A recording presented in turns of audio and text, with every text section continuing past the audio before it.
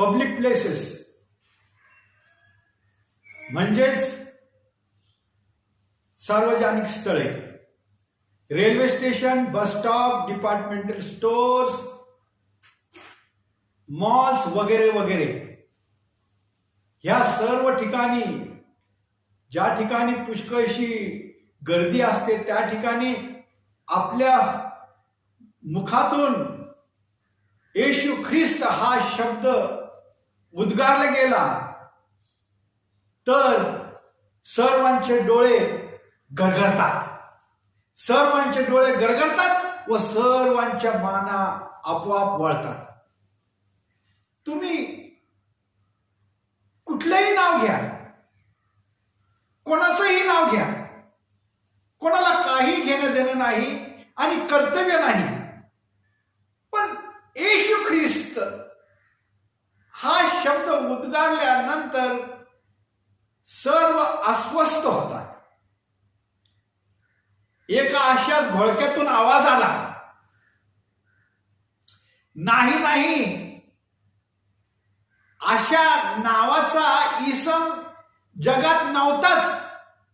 कमाल आहे, अशा नावाचा इसम ह्या जगात नव्हताच, तरी त्याने काळ, टाइम म्हणजे काळ, वेळ याची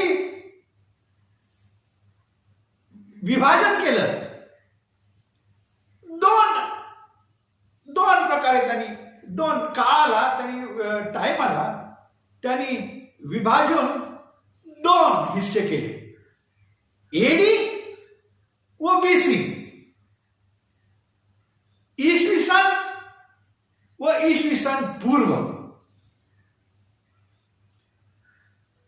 कुठलंही वर्तमानपत्र घ्या किंवा इतिहासाचे पानं घ्या,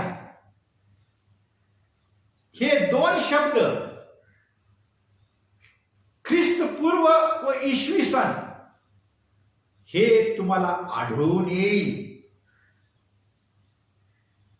मोठी घटना, प्रभू येशू ख्रिस्ताचा जन्म, त्या घटनेपासून काळ व वेळ तेजीने वाढत चालला आणि त्याच गतीने आपण आपल्या पत्रांवरती, आपल्या चेक्सवरती, आपल्या लीगल डॉक्युमेंट्सवरती तिथून सुरू झालेली तारीख टाकतोय. आणि विद्यालय, विद्यापीठ, महाविद्यालय याचे सर्व विद्यार्थी हे दोन शब्द त्यांच्या मुखात आहेत, इसवी सन व ख्रिस्तपूर्वी. मी डॉक्टर जयंत साबळे आपणा सर्वांचं ह्या ठिकाणी या सभेस स्वागत करतो आणि विशेषरित्या प्रभू येशू ख्रिस्त स्वर्गीय ईश्वर याचा मी धन्यवाद करतो, कारण मला ही संधी तुमच्या सोबत बोलण्याची दिली. Pastor Peterson Sabale, north Maharashtra section of seventh day Adventist Aurangabad यांनी मला ही संधी दिली म्हणून त्यांचेही मी उपकार मानतो. आजचा विषय आहे ख्रिस्त धर्माचा जन्म. जगभर ख्रिस्ती धर्म हा पसरलेला आहे. ख्रिस्ती धर्माचा जगभर विस्तार झालेला आहे आणि सर्व जगातली ख्रिस्ती मंडळी ही एक गोष्ट मानते. सर्वांना ठाऊक आहे की ख्रिस्ती मंडळीचा दोन गटामध्ये विभाजन झालेलं आहे. दोन गटामध्ये ख्रिस्ती मंडळी वाटले गेले आहे, हे सर्वांनाच ठाऊक आहे. दिस इज अ फॅक्ट. विभाजन रोमन कॅथलिक मंडळी प्रामुख्याने रोमन कॅथलिक मंडळी सर्वात मोठी मंडळी, त्यानंतर दुसरा गट, दुसरा समूह प्रोटेस्टंट चर्च, प्रोटेस्टंट मंडळी. ख्रिस्ती मंडळीचे हे दोन पंथ किंवा दोन गट आहेत. हे सर्वांना ठाऊक आहे आणि मान्य आहे. प्रोटेस्टंट ह्या शब्दामध्ये विरोध आभास आहे. एका काळी एकच मोठं भव्य चर्च होतं, रोमन कॅथलिक चर्च, रिटनबर्ग जर्मनी ह्या ठिकाणी. आणि ह्या चर्चचे अनुयायी सदस्य एकेकाळी प्रोटेस्टंट चर्च देखील होते. हे माहीत आहे, सर्वांना ठाऊक आहे, ह्याबद्दल दुमत नाही. एकेकाळी रोमन कॅथलिक चर्चचा हिस्सा प्रोटेस्टंट चर्च हे होतं. ख्रिस्ती धर्माचा जन्म रोमन कॅथलिक चर्च मधून झाला असं म्हणणं हे मोठं गैर आहे, हा मोठा गैरसमज आहे. तर प्रोटेस्टंट मंडळीचा जन्म हा रोमन कॅथलिक मंडळीतून झाला, कदाचित असं म्हणणं योग्य ठरेल. प्रोटेस्टंट मंडळीचा जन्म रोमन कॅथलिक चर्च मधून झाला. प्रोटेस्टंट मंडळी ही यांचे अनुयायी रोमन कॅथलिक मधून फुटून बाहेर पडले तत्वभेदामुळे. हे सर्वांना ठाऊकच आहे. आणि म्हणूनच या दुसरी जी मोठी मंडळी जगात ओळखली जाती प्रोटेस्टंट या नावाने, हे नाव मुळात त्यांनी प्रोटेस्ट केला आणि म्हणूनच मंडळीचं नाव प्रोटेस्टंट मंडळी असं म्हटलेलं आहे. आज ह्या ठिकाणी तुमचा परिचय मी तिसरी आगळी वेगळी ख्रिस्ती मंडळी सोबत करून देणार आहे. I am going to introduce to you third group of church which is a minority, you can call it minority. या ठिकाणी आपल्या समोर मी तिसरा गट ह्या शास्त्रातून तुम्हाला मांडून देणार आहे, सादर करणार आहे. अशी मंडळी, ज्या मंडळीचं अस्तित्व जगात आहे आणि जिचा संबंध रोमन कॅथलिक चर्च सोबतही नाही आणि प्रोटेस्टंट मंडळी सोबत देखील काही घेणं नाही. या दोन्ही मंडळीच्या विपरीत एक दुसरी मंडळी आहे आणि ती शास्त्रामध्ये या मंडळांचा उल्लेख केलेला आहे. उदाहरणार्थ करिंथकरास मंडळी,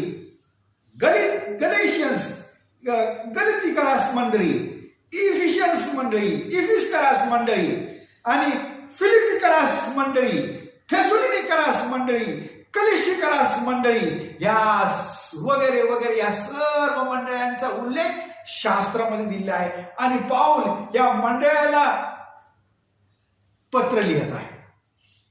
ख्रिस्ती मंडळी, प्रभू येशू ख्रिस्ताच्या पायावरती बांधलेल्या ह्या मंडळ्या, त्यांचा उल्लेख शास्त्रामध्ये आहे आणि ह्या मंडळांचा काही संबंध रोमन कॅथलिक चर्च सोबत नाही किंवा प्रोटेस्टंट मंडळीच्या सोबत नाही. हा तिसरा गट हा मनुष्याच्या यादीतून नाहीसा झाला किंवा मनुष्याच्या यादीमध्ये किंवा मनुष्याच्या स्मरणात नव्हताही, पण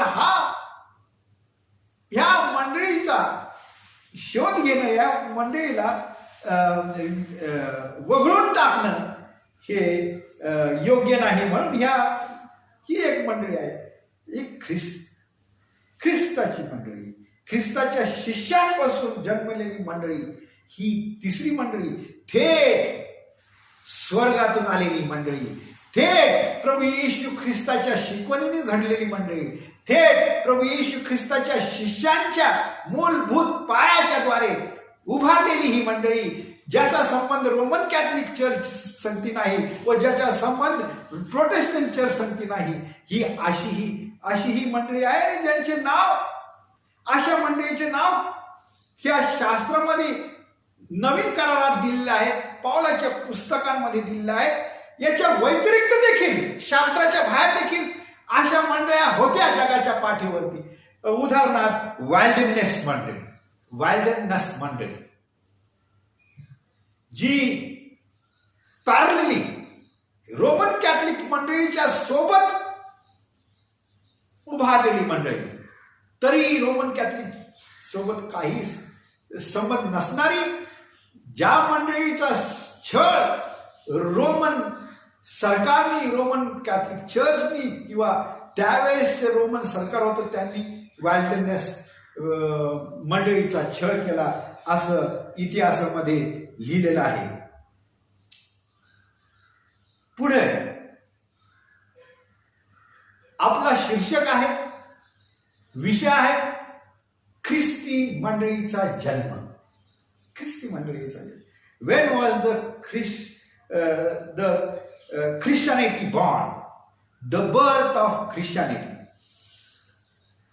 प्रेषिताचे कृत्य 11वा अध्याय 26वा वचन हे आपल्या समोर वाचले गेलं आहे, शास्त्र भाग म्हणून वाचले गेला आहे, आणि हा पाया आहे. हे वचन समजणं गरजेचं आहे. या ठिकाणी असं उल्लेख केलेला आहे की प्रभू येशू ख्रिस्ताचे शिष्य, लक्षपूर्वक ऐका, प्रभू येशू ख्रिस्ताचे, आता आपण बर्थ ऑफ ख्रिश्चनिटी किंवा ख्रिस्ती धर्माचा जन्म कुठं झाला, कसा झाला, या अनुषंगाने आपण प्रवास करणार आहोत. आणि म्हणून प्रेषिताचे कृत्य 11वा अध्याय 26वा वचन हे पहिलं वचन शास्त्रामधून मी तुमच्या समोर मांडत आहे. या ठिकाणी असा उल्लेख आहे, त्या ठिकाणी एक घटना घडलेली आहे, आणि ते घटनेचा उल्लेख असा आहे की येशू ख्रिस्ताचे शिष्य पौल, बार्नबास एकत्र येऊन अंतुकिया हे छोटस रोमी सरकारचं, रोम ह्या ठिकाणी छोटस गाव, अंतुकिया नावाच्या गावामध्ये येशू ख्रिस्ताचे शिष्य एका घरात, एका ठिकाणी 1 वर्षभर लोकांना शिकवण देतात, लोकांना येशू ख्रिस्ताविषयी शिकवतात. 1 वर्षभर किंवा 1 वर्षभर त्या ठिकाणी शिक्षण देणं, गायन गाणं, प्रार्थना करणं, आराधना करणं, असंही म्हटलं तर काही वावगं नाही. अंतुकिया गाव, लक्षात ठेवा, अंतुकिया गावामध्ये येशू ख्रिस्ताचे शिष्य एका खोलीत, एका ठिकाणी 1 वर्ष लोकांना येशू ख्रिस्ताविषयी शिकवण देतात. आणि हे करत असताना लक्षात ठेवा, 1 वर्ष म्हणजे किती दिवस? 365 दिवस सकाळी त्या खोलीत लोकांचं येणं आणि त्या खोलीतून लोकांचं जाणं, शेजारी आसपास ते सर्व लोक हे बघत असे. लोक ह्या ठिकाणी कदाचित शास्त्र घेऊन तयार होऊन, डोक्यावरती पदर घेऊन कदाचित एका ठिकाणी बसत असे, प्रार्थना करत असे, आणि हे सर्व कृत्य त्यांचं बाहेर जाणं व आत येणं 365 दिवस, 1 वर्ष त्या ठिकाणी हे जागृती चालू राहिली. आणि 1 वर्षाच्या काठी, 1 वर्षाच्या नंतर त्या समुदायाने, तिथल्या असलेल्या कम्युनिटीने, सोसायटीने हे ज्यावेळेस बघितलं त्यावेळेस पहिल्यांदा असं शास्त्र म्हणत आहे, फॉर द फर्स्ट टाइम पहिल्यांदा ह्या लोकांना ख्रिस्ती हा शब्द म्हटला गेला. इंग्लिशमध्ये for the first time the group who were learning about Christ were called as Christians. तर बघायला गेलं तर संपूर्ण जुना करारामध्ये ख्रिश्चन शब्द नाही, ख्रिस्ती शब्द नाही, जीसस क्राइस्ट हा शब्द नाही. पण संपूर्ण बायबल, जुना करार व नवीन करार ह्यामध्ये येशू ख्रिस्ताचाच उल्लेख आहे आणि येशू ख्रिस्ताविषयीच बायबल शिकवतं. पण तरी पण जुन्या करारामध्ये ठळकरित्या येशू ख्रिस्त हा शब्द कुठेही नाही आणि ख्रिस्ती किंवा ख्रिश्चन हाही शब्द कुठंच आढळणार नाही. म्हणून आपल्याला बर्थ ऑफ ख्रिश्चनिटी व ख्रिस्ती धर्माचा जन्म याचा उगम जुन्या करारात नाही हे तर नक्कीच आहे. नवीन करारामध्ये पहिल्या वेळेस एकाच ओळीमध्ये एक किंवा दोन वेळेस मला असं होतं, नवीन करारात देखील एक किंवा दोन दुसऱ्या ठिकाणी देखील ख्रिश्चन हा शब्दाचा उल्लेख आहे. मी तुम्हाला दुसऱ्या वेळेस सांगेल, पण ह्या ठिकाणी फार ठळकरित्या ह्या ठिकाणी लिहिलंय, प्रेषिताचे कृत्य 11वा अध्याय 26वा वचन. एक वर्षभर शिकवल्यानंतर तिथल्या लोकांनी, अंतुकिया गावातल्या लोकांनी ख्रिस्ती हा शब्द त्यांनी त्या लोकांना उद्देशून म्हटलेला आहे. The word Christian word was born in Antioch. ख्रिस्ती ह्या शब्दाचा अंतुकिया ह्या गावामध्ये उगम झाला. ख्रिस्ती हा शब्द अंतुकिया ह्या गावात जन्मला, उभारला असं म्हणण्यास काही वावगं नाही. कारण ह्या ठिकाणी पहिल्या वेळेस असं म्हटलंय, पहिल्या वेळेस ख्रिस्ती त्यांना म्हटले गेले आणि ह्या छोट्याशा गावातून, अंतुकिया ह्या ठिकाणातून हे नाव सर्व जगभर पसरलं आणि त्याचं ओघळ वाहत भारतामध्ये देखील आलेला आहे. तर भारतीय ख्रिस्ती लोक देखील आहे. पण हा शब्द ओघळ अंतुकिया ह्या ठिकाणातून आलेला आहे आणि म्हणूनच हा एक छोटासा वृत्तांत आहे ज्या ठिकाणी ख्रिस्ती हा शब्द आपल्याला सापडलेला आहे.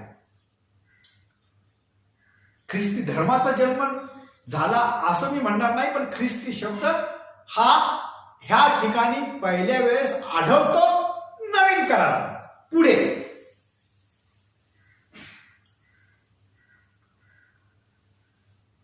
ह्या ठिकाणी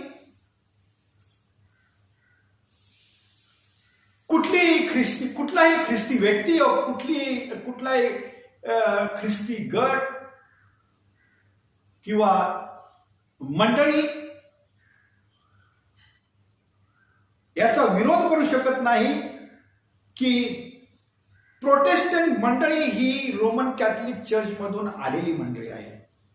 याविषयी दुविधा नाही, दुमत नाही. आणि ही मंडळी का फुटली? रोमन कॅथलिक चर्च हे याचं विभाजन का झालं? याचं विभाजन सांगितल्याप्रमाणे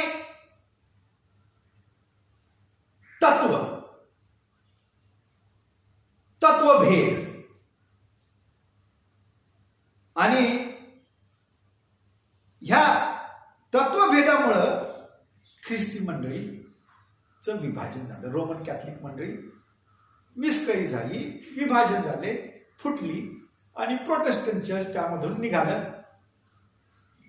रोमन कॅथलिक मंडळीमध्ये त्या काळी, जुन्या काळी पुष्कळशा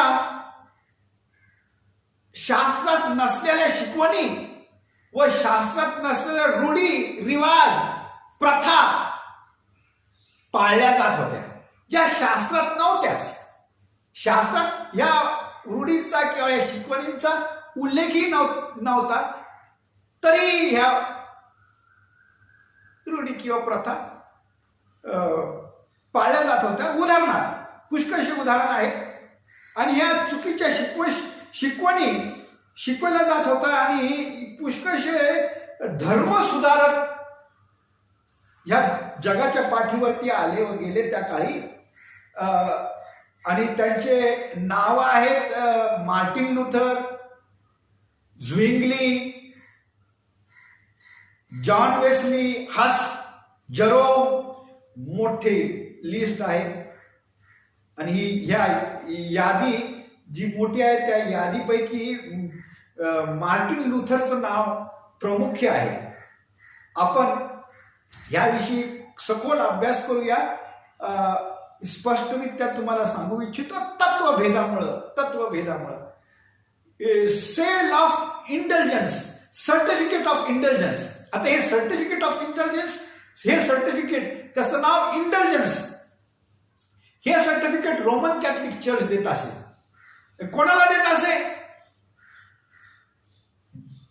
प्रत्येक घरामध्ये कोणाचा मामा मेला, कोणाचं काका, आई, वडील, आंटी, अंकल मरण पावलेले आहेत आणि त्यांचा आत्मा हा स्वर्गाच्या व पृथ्वीच्या मध्ये लटकलेला आहे, अशी एक भावना होती. अशी एक शिकवण रोमन कॅथलिक चर्चने घडवलेली होती, जी शास्त्रासोबत काही त्याचा लिंक नाही. ते सर्टिफिकेट देत असे. द सर्टिफिकेट ऑफ इंटेलिजन्स, प्रमाणपत्र स्वर्गात जाण्यासाठी. ते प्रमाणपत्र, ते सर्टिफिकेट तुम्हाला मिळाल्यानंतर तुमच्या अंकलचा, तुमच्या बाबाचा, तुमच्या काकाचा, तुमच्या आईचा, वडिलांचं जे मरण पावलेलं आहे पण त्यांच्या पापामुळं, ज्यावेळेस ते जीवित होते, जगात होते, त्यावेळेस त्यांनी काही पाप केले असतील, खोटं बोललं असेल, मर्डर केला असेल, चोरी केली असेल, हे सर्व पापांमुळे त्यांचे आत्मे स्वर्ग आणि पृथ्वीच्या मध्ये पर्गेटरी नावाचे जागा, पर्गेटरी म्हणजे स्वर्गाची आणि पृथ्वीची, ही रोमन कॅथलिक चर्चची शिकवण. ही पैसे घेऊन जेवढे पाप तेवढं धन, तेवढी समृद्धी, तेवढे पैसे रोमन कॅथलिक चर्च घेत असतात आणि ते पैसे त्यांच्या खजिन्यामध्ये जात असे. रोमन कॅथलिकच्या खजिन्यामध्ये पैसे जात असे आणि रोमन कॅथलिक चर्च त्या ठिकाणी प्रमाणपत्र किंवा सर्टिफिकेट ऑफ इंटेलिजन्स, हे शब्द लक्षात, इंटेलिजन्स इतिहासाच्या पुस्तकात आहे, वाचा. आणि हे सर्टिफिकेट देण्यात येत असे आणि पुष्कळशे पैसे खजिन्या, रोमन कॅथलिक सरकारच्या खजिन्यामध्ये, चर्चच्या खजिन्यामध्ये जमा होत असतात. ते सर्टिफिकेट मिळाल्यास आनंदितरित्या नातेवाईक घरी जात असेल. माझ्या काकाची, माझ्या बाबाचं आत्मा पर्गेटरी मधून लटकलेला आहे, तिथून सुटला व स्वर्गात गेलेला आहे. कुठंच नाही शास्त्र. याचा विरोध धर्मसुधारक, पुष्कळशे समोर धर्मसुधारकांनी हळू आवाजात केला, मोठ्या आवाजात मार्टिन लुथरने केला. आणि त्यांनी एवढंच नाही, त्यांनी 95 कारण दिले. 95 कारण लिहून त्या रिटनबर्ग, मोठ्या रिटनबर्ग चर्च, रिटनबर्ग ह्या जागाचं नाव आहे, ह्या जर्मनीमध्ये हे चर्च, जागेचं नाव रिटनबर्ग. त्या मोठ्या चर्चच्या दरवाज्यावरती त्यांनी खेळानी 95 कारण तिथं ठोकले. दरवाजे उघडले त्यावेळेस वर्शिपला किंवा आराधना करण्यास रविवारच्या दिवशी सर्व आले. ते सर्व वाचू लागले आणि वाचून त्यांचं हृदय फाटलं, त्यांचे डोळे उघडले, त्यांना सत्य कळू लागलं, ते शास्त्राकडे वळू लागले. कारण रोमी चर्च हे शास्त्र देत नसे. शास्त्र उघडणं साधारण माणसाला योग्य नाही, ते अपवित्र आहे, ते पापी आहेत आणि पापी जनासाठी हे शब्द नाही. आज आपल्या सर्वांकडे बायबल आहे, आज आपल्या सर्वांकडे शास्त्र आहे आणि त्या शास्त्रामधून Roman Catholic church, Martin Luther, Rome करासपत्र 3 अध्याय 23 व 24, रोम करासपत्र लिहून घ्या. रोम करासपत्र 3 अध्याय 23 ते 24 वचनांमध्ये असा सारांश तुम्हाला त्या ठिकाणी प्राप्त होईल की प्रभू येशू ख्रिस्ताने आपल्या रक्ताच्या द्वारे, निर्दोष निष्कलंक रक्ताच्या द्वारे तुमच्या आणि माझ्यासाठी खंडणी भरलेली आहे. तुमच्या आणि माझ्या पापासाठी प्रभू येशू ख्रिस्ताने खंडणी आधीच भरलेली आहे. आणि म्हणून विनामूल्य तुम्ही आणि मी परमेश्वरासमोर नीतिमान ठरतो आणि आपल्याला तारण, स्वर्गाचं तारण विनामूल्य प्राप्त होतं. हे मार्टिन लुथरनी जगजाहीर केले. लोकांचं लक्ष ह्या ओळीवरती घातलं, ही ओळी प्रकाशित केली आणि लोकांचे डोळे उघडले ना. अशाच काही चुकीच्या शिकवणी व प्रथा त्या जुन्या रोमन कॅथलिक चर्चमध्ये घडत अशा चालू होत्या आणि त्यामुळं पुष्कळशे लोक त्या मंडळीमधून फुटले. 1517 AD, इसवी सन 1517 ह्या काळात पुष्कळशे लोक रोमन चर्च पासून विभक्त होऊ लागले. हळूहळू ते दूर होऊ लागले, कारण चुकीच्या शिकवणी.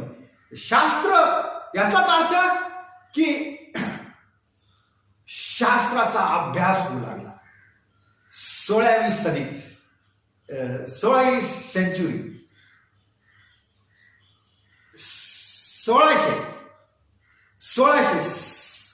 1517 म्हणजे 1600 सदीमध्ये हे सर्व घडलं आणि 1600 सदीमध्ये पुष्कळशे लोक प्रोटेस्ट करू लागले, विरोध करू लागले आणि बाहेर पडले. आणि प्रामुख्याने केवळ फक्त मार्टिन लुथरचाच हात नाही, तर झुइंगली, जॉन वेस्ली, हस, जेरोम यांचाही हात आहे. आपल्या सर्वांसमोर 2 मंडळ्या आहेत, पण एक कनिष्ठ मंडळी आहे, मायनॉरिटी आहे. त्याचं लक्ष कोणाचंच लक्ष ह्या तिसऱ्या मंडळीकडे जात नाही. ह्या तिसऱ्या मंडळीचा संबंध प्रोटेस्टंट चर्च सोबत नाही किंवा रोमन कॅथलिक चर्च सोबत नाही. ही आगळीवेगळी प्रभू येशू ख्रिस्ताच्या द्वारे व प्रभू येशू ख्रिस्ताच्या शिष्यांच्या द्वारे ह्या पृथ्वीवरती त्यांच्या शिकवणीच्या द्वारे जागृत झालेली मंडळी किंवा जन्मलेली मंडळी असंही म्हणता येईल.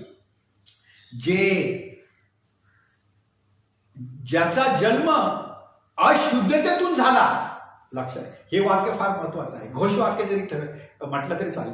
ज्याचा जन्म अशुद्धतेपासून झाला, त्यामध्ये अशुद्धतेचे अंश किंवा कण असणं हे टाळू शकत नाही. ज्याचा जन्म अशुद्धतेपासून झाला, पाकिस्तान भारतामधून निघालं, तर काही भारतीय गोष्टी त्यांच्यामध्ये देखील आहेत.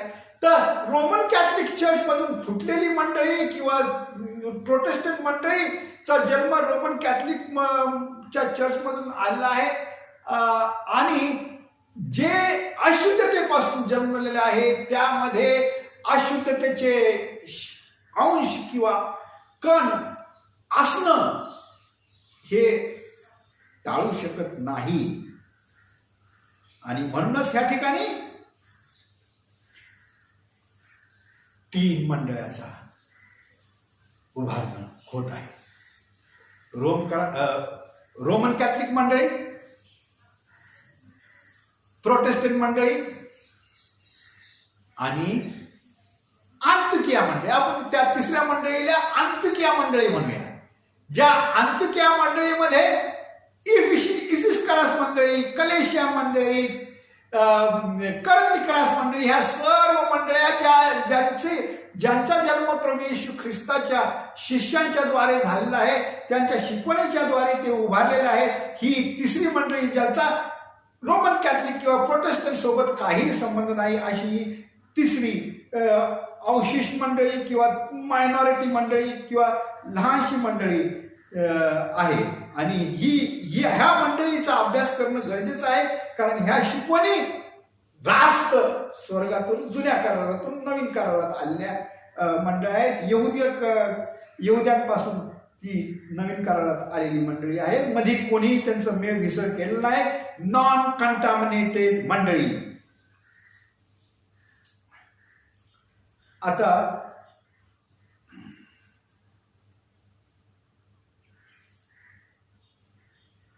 थोडक्यात असं म्हटलं जातं की जगामधल्या ज्या मंडळ्या आहेत त्या सर्व मंडळ्या परफेक्ट आहेत का? रोमन कॅथलिक म्हणजे की मंदिर किंवा मंडळी, रोमन कॅथलिक मंडळी कधीही चुकत नाही. त्यांनी जे काही घोषवाक्य केलं आहे ते चुकत नाही. मंडळी पालकाकडून किंवा मंडळीकडून किंवा चर्चकडून चूक घडत नाही. मंडळी ही पूर्ण आहे, परफेक्ट आहे. हे कितपत योग्य आहे, हे असं म्हणणं कितपत योग्य आहे? आम्हाला तुम्हाला पटतं का? पण शास्त्रच म्हणत आहे की एकही मंडळी परिपूर्ण नाही, सर्व गुण संपन्न नाही. परफेक्ट म्हणजे सर्व गुण संपन्न अशी एकही मंडळी नाही. मी एक वाक्य पूर्वी केलेलं आहे. यापूर्वी काय वाक्य केलं की अशुद्धतेपासून जन्मलेली, त्यामध्ये अशुद्धताचे कण किंवा अंश असतीलच. पण जे प्रोटेस्टंट मंडळीचे लोक म्हणतील की कुठली मंडळी परफेक्ट आहे किंवा कुठली मंडळी सर्व गुण संपन्न आहे, कुठलीही नाही. पण ज्यावेळेस तत्वभेद आपण म्हणतो, तत्व म्हणजे डॉक्ट्रिन्स म्हणजे जे लॉज आहेत, जे प्रिन्सिपल्स आहेत, जे मूलभूत तत्व आहेत ते असणं गरजेचं आहे. मूलभूत तत्व असणं गरजेचं आहे. आता तुम्हाला मी तुमचा गैरसमज काढण्यासाठी किंवा तुम्हाला योग्य रीतीने तुम्हाला तुमचं मन वळवण्यासाठी प्रगटीकरण याचा पहिला अध्याय 11वं वचन काय म्हणत आहे वाचा. प्रगटीकरण याचा पहिला अध्याय आणि 11व्या वचनामध्ये मंडळांचा उल्लेख केला आहे. 7 मंडळ्या, आणि त्या 7 मंडळ्या आहेत या 11व्या, पहिलंच प्रगटीकरण पहिला अध्याय व 11वं वचन. मी त्याला म्हणालो की तुला जे दिसते ते पुस्तकात लिही. आणि तुला काय दिसते? इफिसकरास मंडळी, स्मुर्ना, परगम, थयाटेरा, सार्डिस, फिलाडेल्फिया, लाउडिकिया, मराठीमधून लाउडिकिया, या 7 मंडळांचा उल्लेख आहे. ह्या 7 मंडळांचा वृत्तांत आपण 2रा व 3रा अध्यायामध्ये बघतो. इफिसकरास मंडळी पहिली मंडळी, दुसऱ्या प्रगटीकरणाचा 2रा अध्याय इफिसकरास मंडळी पत्र, त्यानंतर सार्डिस या ठिकाणी, परगमा, थायटेरा, लाउदिकिया, ह्या सर्व मंडळीस पत्र लिहिले आहेत. आणि ह्या सर्व मंडळीमध्ये दोष आहे. सर्व मंडळ्या यांच्यामध्ये काही गुण आहेत आणि काही गुण नाहीत. सर्व गुण संपन्न नाहीत. आपण सर्वांनी हे नीट लक्षपूर्वक बघितलं तर आपल्याला कळेल. प्रगटीकरण 2रा व 3रा अध्यायामध्ये या सर्व मंडळाचा उल्लेख आहे. आणि प्रत्येकाला बारकाईने त्यांनी अभ्यास करून प्रत्येक मंडळीचे गुण तिथे लिहिलेले आहेत. आणि विशेषरित्या आपण ह्या धर्तीवरती सर्व शेवटी मंडळी, लाउदिकिया मंडळी, ह्यामध्ये आपला समावेश होत आहे. म्हणून आपण प्रगटीकरण याचा 3रा अध्याय 14 ते 22, प्रगटीकरण याचा 3रा अध्याय 14 ते 22 हे वचन वाचूया. ह्या वचनामध्ये 4था अध्याय, 3रा अध्याय 14 ते 22 काही ओव्या मी आपल्यासमोर मांडत आहे. लाउदिकिया मंडळीला हे पत्र आहे. लाउदिकिया मंडळीला उद्देशून परमेश्वराने योहानाच्या द्वारे हे आपल्याला संदेश आहे. तुझे कृत्य मला ठाऊक आहे, तू शीत नाहीस आणि तू उष्णही नाहीस. तू शीतही नाहीस आणि तू उष्णही नाहीस, म्हणून मी तुला, तू शीतही नाहीस उष्णही नाहीस, तू कोमट आहेस, आणि म्हणून मी तुला तोंडातून वोकून टाकतो. लाउदिकिया मंडळीमधल्या दोष, तू शीतही नाहीस आणि उष्णही नाहीस. You are not cold and you are not hot, you are in between. And I hope that you would be one. तुम्ही जर ह्या पैकी एक असता, शीत किंवा उष्ण, तर ठीक आहे, पण तुम्ही शीतही नाही आणि तुम्ही उष्णही नाही. You are not active, you are not hot आणि you are not cold, you are in between, you are lukewarm. तुम्ही कोमट आहात. आम्ही आणि तुम्ही, शेवटची मंडळी कोमट आहे, आणि म्हणून मी तुम्हाला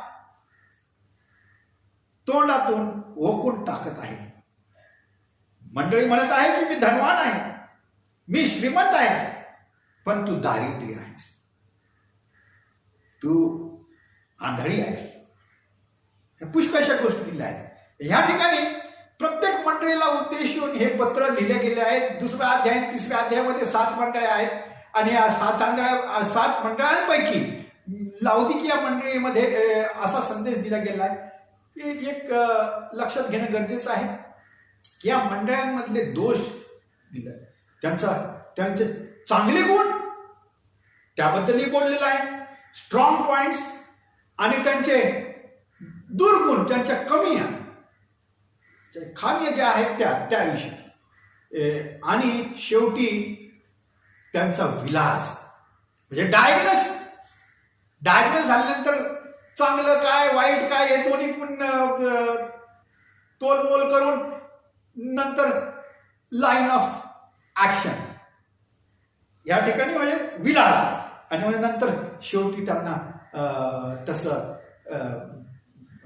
गिफ्ट आहे, पारितोषिक गिफ्ट देखील त्या ठिकाणी. प्रत्येक मंडळीला ह्या 2-3 गोष्टीचा ह्या ठिकाणी समावेश आहे. चांगले गुण आणि त्याचे दुर्गुण किंवा खामिया, आणि नंतर शेवटी विलास ह्या ठिकाणी सांगितलंय. तर ह्या ठिकाणी आपण बघितलं तर तू शीत नाही आणि तू उष्णही नाही, म्हणजे ह्या ठिकाणी डॉक्ट्रिन, हे मी तुम्हाला वाचून का दाखवतो, ह्या ठिकाणी डॉक्ट्रिनचा उल्लेख ह्या ठिकाणी नाही. पण आपल्या ज्या जगात सध्या डॉक्ट्रिन किंवा जे मूलभूत तत्व आहे त्यावरतीच सैतानाने हल्ला केलाय. मूलभूत तत्वांवरती 10 आज्ञा, जे मूलभूत तत्व आहे त्याच्यावरती सैतानाचा हल्ला आहे. 4थ्या आज्ञावरती सैतानाचा हल्ला आहे. ह्या ज्या 3री मंडळी आहे, अंतुकिया मंडळी, ही सर्व मूलभूत तत्व आहे, 10 आज्ञा आहेत. ह्या 10 आज्ञा पाळणारी मंडळी होती, नॉन कंटामिनेटेड मंडळी होती. पण त्यांच्यामध्ये देखील दुर्गुण होते, त्यांच्यामध्ये देखील खामिया होती, आणि त्यांच्यामध्ये देखील अशक्तपणा होता. त्या अशक्तपणाविषयी प्रभू ह्या 7 मंडळांच्या अशक्तपणा पुढे आणतो. तसं विलाजासाठी तुम्ही माझ्याकडे या, मी तुम्हाला अंगरखा देईन. माझ्याकडे या, मी तुम्हाला सोनं ते आगेमध्ये तापून अशुद्धता काढून असं सोनं तुम्हाला देईल. तो परमेश्वर बोलत आहे की तुमच्या ज्या खामी आहेत, तुमच्यामध्ये जर ज्या कमी आहेत त्या मी भरून काढेन. पण ह्या ठिकाणी कुठल्या त्या 7 प्रकटीकरण 2 आणि 3 हे चॅप्टर्स अध्याय तुम्ही वाचा. त्या ठिकाणी 7 मंडळाला उद्देशून पत्र लिहिलेलं आहे परमेश्वराने, आणि त्यांच्यामध्ये जे काही कमी आहेत आणि त्या कम्यांमध्ये डॉक्ट्रिन नाही. त्या डॉक्ट्रिन सर्व पाळत असते, आणि ते 10 आज्ञा पाळणारे होते, ते नॉन कंटामिनेटेड होते, त्यांच्यामध्ये कमीपणा होता. म्हणून कुठलीही मंडळी सर्व गुण संपन्न नाही. अशुद्धतेतून बॉर्न झालेली किंवा जन्मलेली त्यामध्ये अशुद्धतेचा अंश किंवा कण असणं हे टाळू शकत नाही. ह्या ठिकाणी आपल्यासमोर मी तिसरी मंडळी मांडलेली आहे आणि ही तिसरी मंडळी प्रभू येशू ख्रिस्त ह्या पायावरती आणि ही थेट प्रभू येशू ख्रिस्ताच्या शिष्यांपासून जन्मलेली मंडळी असं म्हणता येईल, कारण हिचा संबंध रोमन कॅथलिक किंवा प्रोटेस्टंट चर्च सोबत नसलेली मंडळी, अंतकिया मंडळी. The birth of Christianity. साध्या सोप्या शब्दांमध्ये मी आज तुम्हाला ह्या ठिकाणी बोलत आहे. काही वावगं नाही. टू मेक यू थिंक, तुम्हाला विचार करण्यास भाग पाडण्यासाठी. तुम्हीही विचार करा, तुम्ही शास्त्र वाचा, विचार करा, कारण हे जे वाक्य, पुढचं वाक्य मी म्हणत आहे ते वाक्य साधं सोपे आहे. ख्रिस्ती धर्माचा जन्म जुन्या करारात झाला नाही. यहुदी, जुना करार यहुदी. ख्रिस्ती हा शब्दच नाही. ख्रिस्ती हा नंतर नवीन करारात उद्भवतो. ख्रिस्ती जन्माचा, ख्रिश्चन किंवा ख्रिस्ती हा शब्द जुन्या करारात सापडत नाही, ठळकरित्या कुठंच ठिकाणी दिलेला नाही. आणि म्हणून हे आपल्याला समजण्यासाठी सोपं आहे आणि सोप्या शब्दात कुठलाही मोठमोठे सिद्धांत देऊन सांगत नाही. ख्रिस्ती धर्माचा जन्म जुन्या करारात नाही. एक वाक्य. दुसरं, जर जुन्या करारात नाही तर कुठं झालं? नवीन करारात झालं. हेही वाक्य सर्वांना मान्य आहे की नवीन करारामध्ये ख्रिस्ती धर्माचा जन्म झाला आहे. आणि प्रामुख्याने जे पहिले 4 पुस्तकं आहेत, नवीन कराराचे जे 4 पुस्तकं आहेत, मॅथ्यू, मार्क, लूक, जॉन, मत्तई, मार्क, लूक आणि योहान, हे 4 पुस्तकाला, या 4 पुस्तकाला एक विशेष नाव दिलं आहे आणि ते विशेष नाव आहे 4 गॉस्पल्स. हे शुभवर्तमान, शुभ वार्ता. शुभ वार्ता. शुभ वार्ता का? शुभ वार्ता कारण प्रभू येशू ख्रिस्ताचा जन्म जगात आला स्वर्ग सोडून. प्रभू येशू ख्रिस्ताचा जन्म, प्रभू येशू ख्रिस्ताचं मरण आणि प्रभू येशू ख्रिस्ताचं पुनरुत्थान. म्हणून शुभ वर्तमान हे 4 पुस्तकं जर नवीन करारामधून काढले, शास्त्रामधून काढले, तर शास्त्र निरुपयोगी होईल, मिनिंगलेस. हे 4 पुस्तकाची भर शिष्यांनी लिहिलेले 4 पुस्तक, जे आय विटनेस, ज्यांनी जे बघितलं, परमेश्वराच्या आत्म्याच्या द्वारे जे लिहिले गेलेले आहे, ते 4 पुस्तकं प्रभू येशू ख्रिस्ताच्या 3 गोष्टी देत आहेत: जन्म, मृत्यू व पुनरुत्थान. तर ह्या ठिकाणी प्रभू येशू ख्रिस्ताचं मरण इतिहासाप्रमाणे 31 AD, इसवी सन 31, हे सर्वांना मान्य आहे. इसवी सन 31 येशू ख्रिस्त मरण पावला. त्याच्या पुढं मरण पावल्यानंतर तो उठला आणि उठल्यानंतर पुढे चालून जे शिष्य होते, 12 शिष्य व इतर शिष्य, 12 शिष्य प्रामुख्याने व इतर शिष्य, त्यामध्ये स्टीफन नावाचा देखील समावेश आहे आणि त्या ठिकाणी पौलाचा देखील समावेश आहे. आणि त्या ठिकाणी असे पुष्कळशे 12 ऐवजी पुष्कळशे त्या ठिकाणी प्रभू येशू ख्रिस्ताचे अनुयायी म्हणून ते ओळखले जात होते. इसवी सन 31 प्रभू येशू ख्रिस्त मारले गेला इतिहासामधून, आणि 34 ह्या तारखी तुम्ही, हे वर्षाच्या तारखी तुम्ही लक्षात ठेवा. इसवी सन किंवा 34 AD महत्वाची घटना घडली. स्टेफनाचा धोंड मार झाला. त्याला प्रभू येशू ख्रिस्ताचं वचन तो सांगत होता. प्रभू येशू ख्रिस्त हा देवाचा पुत्र आहे, मसीहा आहे. यरूशलेममध्ये सांगत असताना त्याला लोकांनी, त्या यहुदी लोकांनी धोंडमार केला, त्याला मारून टाकलं, जीव मारला. आणि ही घटना इतिहासामध्ये नोंदित आहे. आणि ह्या घटनेपासून पुढं ख्रिस्ती धर्माचा विस्तार होतो. हे लक्षात घेणं गरजेचं आहे. हे लक्षात घेणं गरजेचं का आहे? कारण 34 ला स्टीफन यरूशलेमच्या वेशीमध्ये मारले गेल्यानंतर सर्व 12 शिष्य त्या ठिकाणी, यहुदाच्या जागी दुसरा आला, तर 12 शिष्य हे यरूशलेममधून निघाले व जगभर पसरले. एक भारतामध्ये आला, दुसरा कुठे गेला. 12चे 12 यरूशलेमच्या बाहेर पडले आणि ख्रिस्ती धर्माचा विस्तार झाला. त्यावेळेस कदाचित आता ह्या ठिकाणी ते अंत्योकियाचा शब्द लागू आहे. अंत्योकियामध्ये शिष्य शिकवत होते. म्हणजे ह्या ठिकाणाहून 34 नंतर ते फुटले आणि बार्नबास पौल अंत्योकियाला गेले आणि अंत्योकियामध्ये ख्रिस्ती नावाचा जन्म झाला. The word Christian was born in अँटिओक आणि तिथून तो सर्वत्र पडला. त्यानंतर हे असं ठरवता येईल ह्या ठिकाणी की 34 येशू ख्रिस्ताचं मरण, पुनरुत्थान व त्याचं स्वर्गारोहण झालं.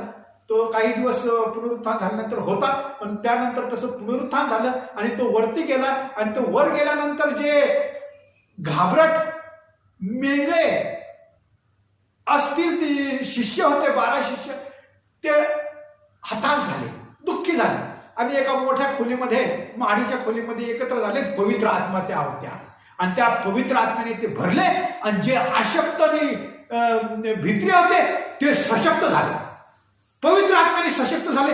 आम्हाला सुरीने मारला, आम्हाला तलवारीने आमचा शीर्षक जरी केला तर आम्ही चव्हाट्यावरती उभं राहून प्रभू येशू ख्रिस्ताविषयी सांगू लागले, अन्य भाषामध्ये बोलू लागले आणि प्रत्येक प्रांतामध्ये पसरले आणि ख्रिस्ती जीसस क्राइस्ट विषयी सांगू लागले.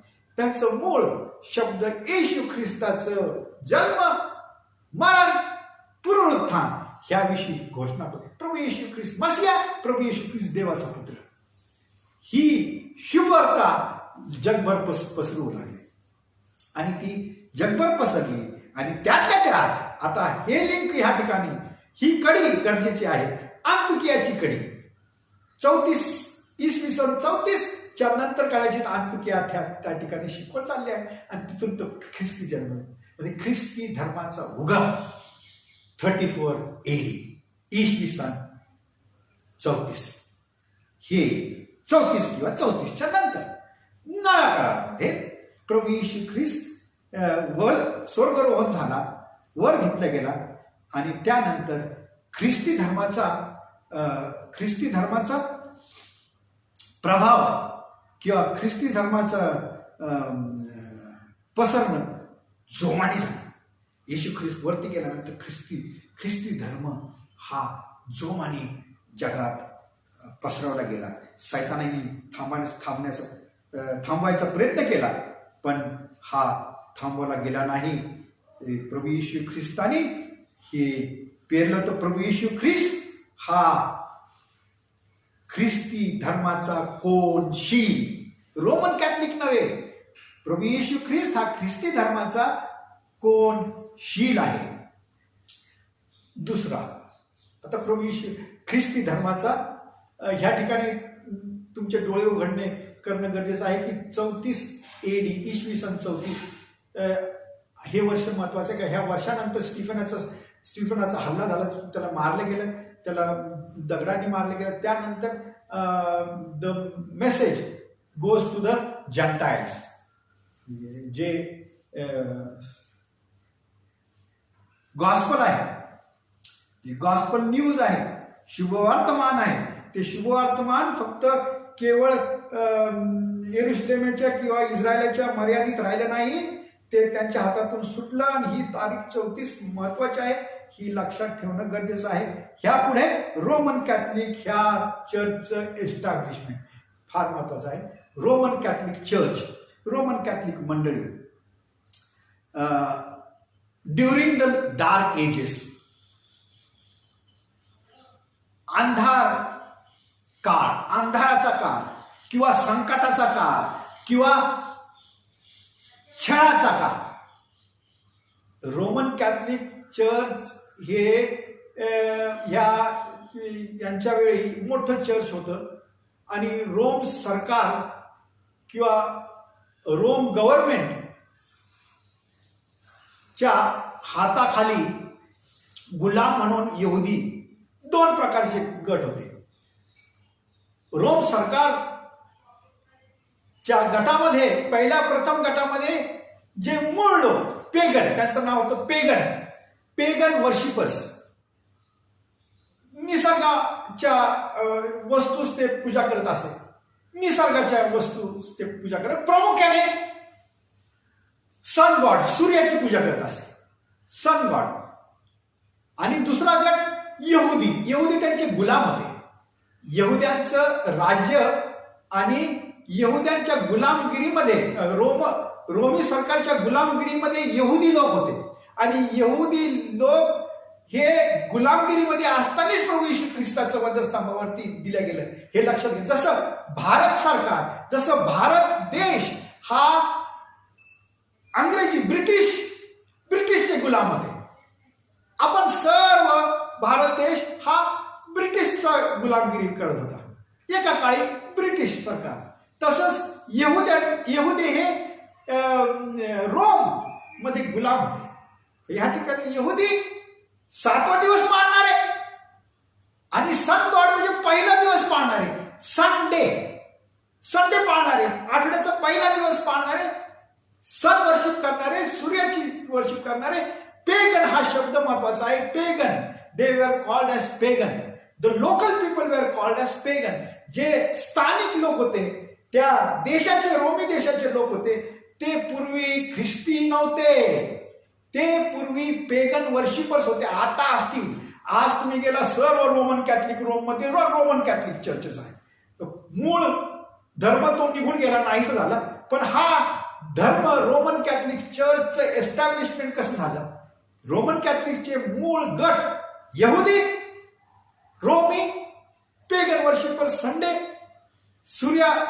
सूर्याचा नमस्कार करणारे, सूर्य देवाला पूजा करणारे आणि यहोवाची पूजा करणारे, परमेश्वराची पूजा करणारे, परमेश्वराला भजणारे यहुदी व 7वा दिवस पाळणारे, शनिवार पाळणारे, पहिला दिवस पाळणारे, सन गॉड, संडे म्हणजे पहिला दिवस रविवार पाळणारे, मिश्रण असलेलं सरकार. आणि ह्याच मिश्रण असलेल्या सरकार यांनी ख्रिस्ती लोकांचा छळ सुरू केला असं म्हटलंय. म्हणून अंधाराचा काळ म्हणजे 34च्या नंतर 64 मध्ये 34 AD, आता 64 AD, 64 ते 179, 64 इसवी सन 179 पर्यंत अंधार काळ म्हणताय. ह्या काळाला अंधारमय काळ म्हणतात. 64 ते 179 इसवी सन. आज 2020 AD आहे, 2020 इसवी सन. आज आपण AD व इसवी सन लावत नाही, कारण आता ते रीत पडलेली आहे.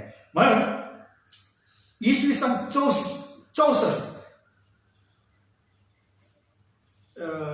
34 ला ख्रिस्ती धर्माची सुरुवात झाली, अंटिकिया असं धरूया.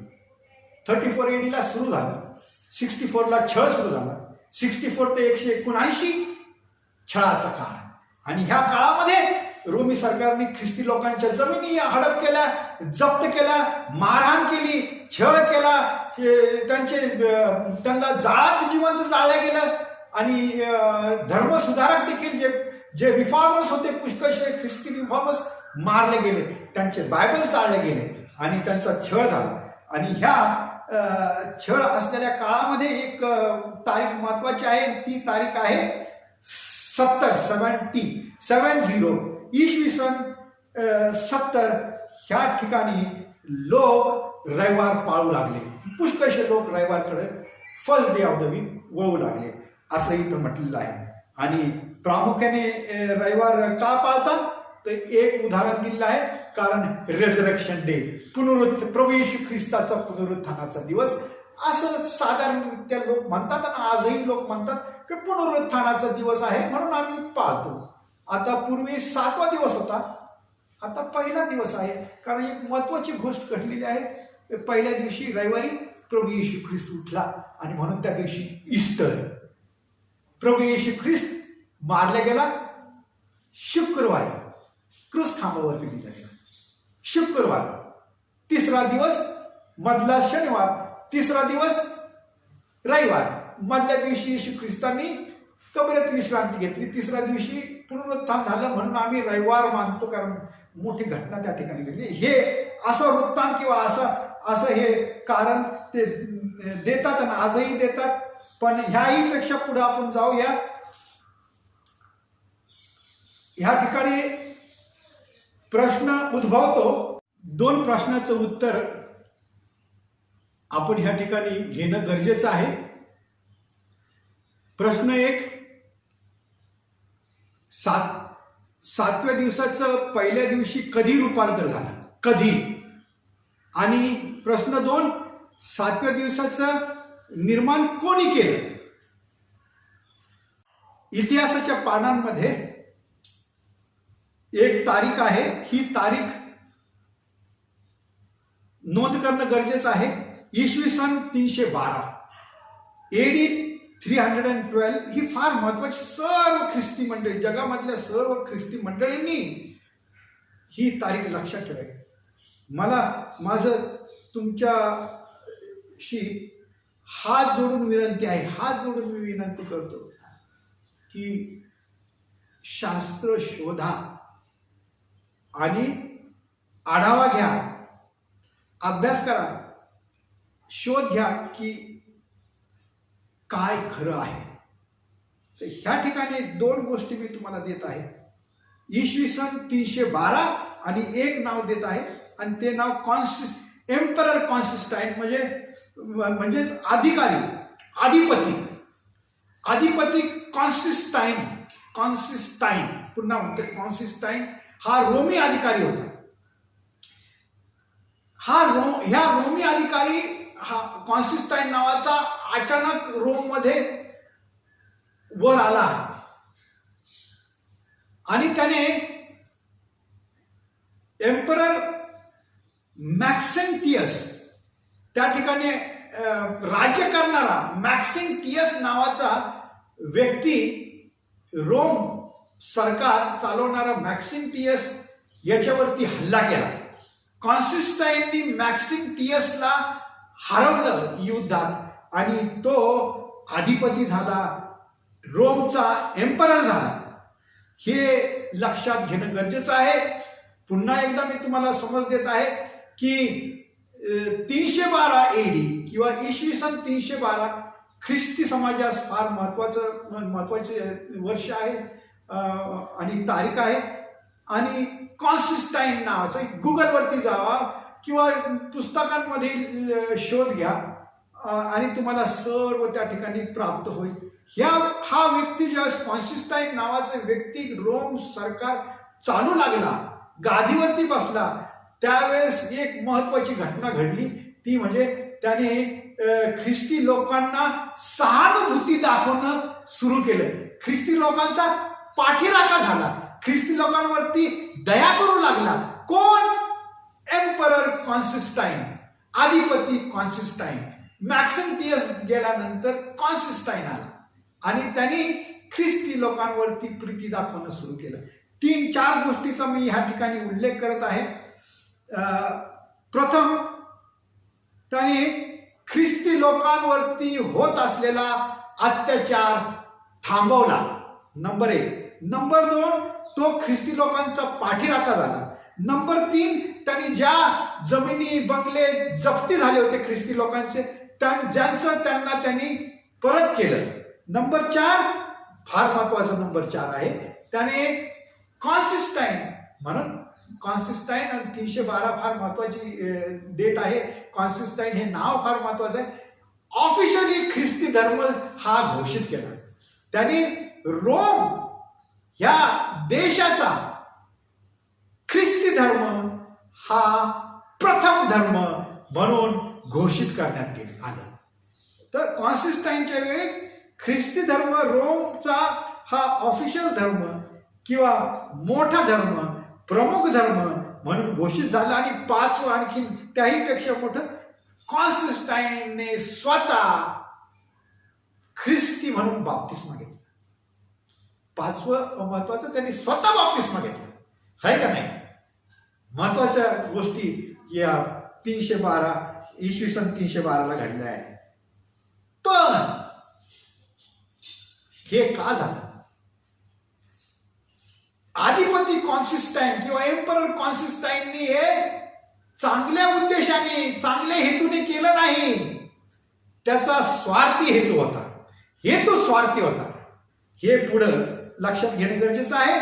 त्याने लोक गोळा केले. लोक एका छत्रीखाली लोक संख्या गोळा केली.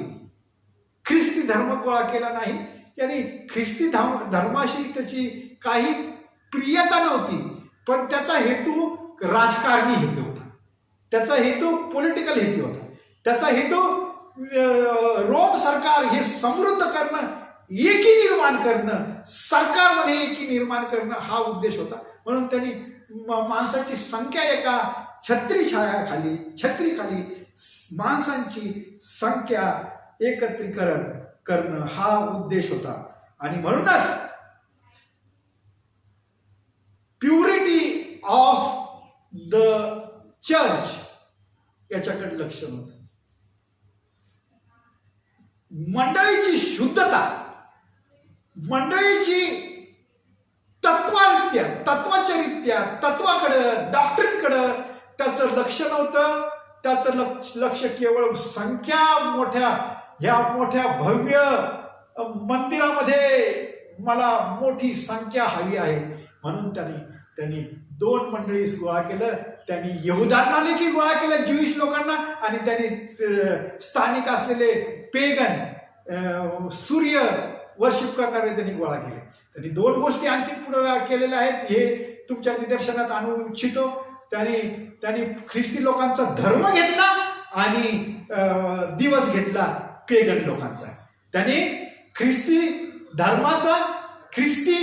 लोकांचा धर्म प्रमुख आणि पहिला दिवस हा स्थानिक लोकांचा, पेगन लोकांचा, रोमी लोकांचा त्यांनी तो दिवस या ठिकाणी घोषित केलेला आहे. आणि म्हणूनच ही तारीख फार महत्वाची आहे. आणखीन एक दुसरी तारीख मी तुम्हाला देत आहे आणि ती तारीख आहे इसवी सन 131. इसवी सन 131, क्षमा करा, इसवी सन 321. काय घडलं नेमकं 321ला? 321ला तो मोठ्या स्टेजवरती उभा राहिला आणि तिथून त्यांनी घोषित केलं की आज इसवी सन 321 पासून पहिला दिवस शाबात म्हणून घोषित केला. पहिला दिवस शाबात म्हणून त्यांनी 321ला ही घोषणा केली की आतापासून इथून पुढं 2 प्रकारचे लोक होते त्या ठिकाणी. त्यापूर्वी 2 प्रकारचे लोक होते, एक रविवार पाळणारे, साबत पाळणारे, रविवार पाळणारे, साबत पाळणारे, आणि मिश्रण असे समुदाय होता रोममध्ये.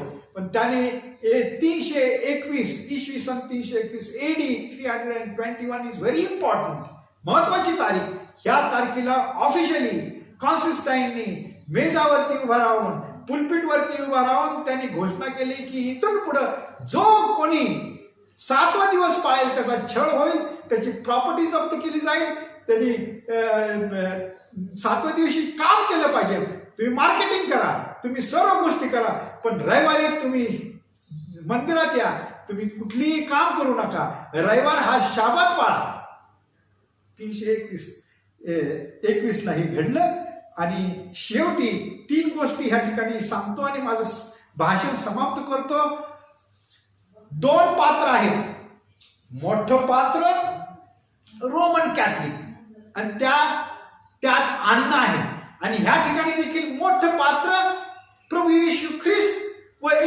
ख्रिस्ताचं शिष्यांचं अन्नाचं पात्र, धार्मिक अन्न. रोमन कॅथलिक या पात्रामधून ख्रिस्ती धार्मिक अन्न म्हणजे ख्रिस्ती धर्म जगाला वाढले गेला. आपण कसं जेवण वाढतो आणि लाईनीत लोक उभा राहतात, तर आपण अन्न देतो त्यांना.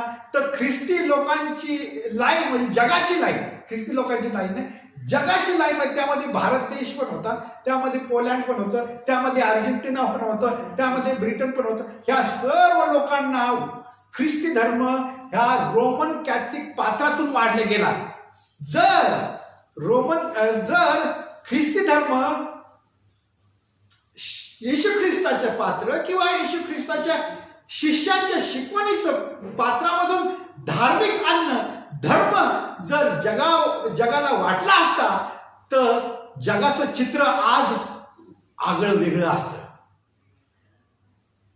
पण दुर्दैवी हे की ज्यामध्ये ज्या चर्चमध्ये अशुद्धता होती, ज्या चर्चमधून प्रोटेस्टंट चर्च बाहेर पडलं, ज्या चर्च रोमन कॅथलिक चर्चच्या आध्यात्मिक अन्नाचं पात्रामध्ये जे भोजन होतं ते धार्मिक भोजन, त्या धर्माचं भोजन सर्व जगाला, त्या भारतामध्ये देखील रोमन कॅथलिक चर्चचा प्रभाव वाहत आलेला आहे. कुठल्या रीत्या आलेला आहे हे तुम्हाला ठाऊक कळलं. मी तुमचं डोळे उघडणी करत आहे, केवळ डोळे उघडणी करत आहे. जर दुसऱ्या पात्रातून म्हणजे प्रभू येशू ख्रिस्ताचं व त्याच्या शिष्यांचं शिकवणीचं पात्र, मूळ पाया, मूळ फाउंडेशन, त्या पात्रांमधून जर धार्मिक अन्न जगामध्ये वाटले गेलं असतं तर जगाचं चित्र शनिवार 7वा दिवस पाळणं हे असतं. आश्चर्याची गोष्ट आहे की ठामपणे रोमन कॅथलिक चर्चचे अधिकारी, रोम चर्च हे क्लेम करत आहे, दावा करत आहे की आम्ही साबत बदललेला आहे. आम्ही 7वा दिवस साबत बदलून पहिला दिवस आम्ही घोषणा केली आहे. लिखाणामध्ये लिहिलेलं आहे, इतिहासाच्या पुस्तकामध्ये लिहिलेलं आहे आणि ते स्वतः म्हणत आहे की आम्ही केलेलं आहे. तरीही आज जगाची ख्रिस्ती प्रोटेस्टंट मंडळी शास्त्र उघडतात व त्यामधून ते वृत्तांत देतात की आता फक्त 2च आज्ञा आहे आणि 10 आज्ञा खेळल्या गेल्या.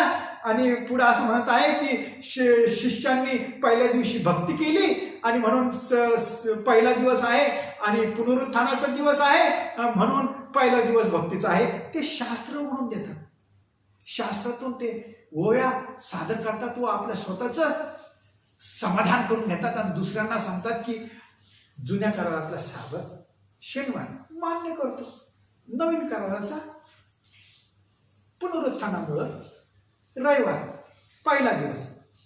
अहो, एका मॅनीत एकच तलवार, एका मॅनीत 2 तलवारी नाही, एका मॅनीत एकच तलवार.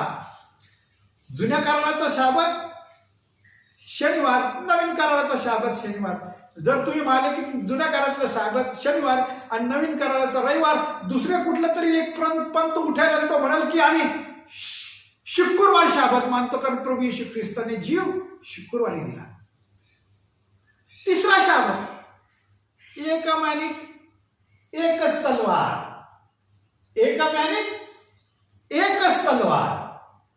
आणि म्हणून ह्या ठिकाणी आपल्या समोर मी मांडत आहे की ह्या ठिकाणी 2 पात्र आहेत, रोमन कॅथलिक, येशू ख्रिस्ताचे पात्र. तर जगामध्ये, सर्व जगामध्ये रविवार पाळला का जातो याचा अभ्यास करणं गरजेचं आहे.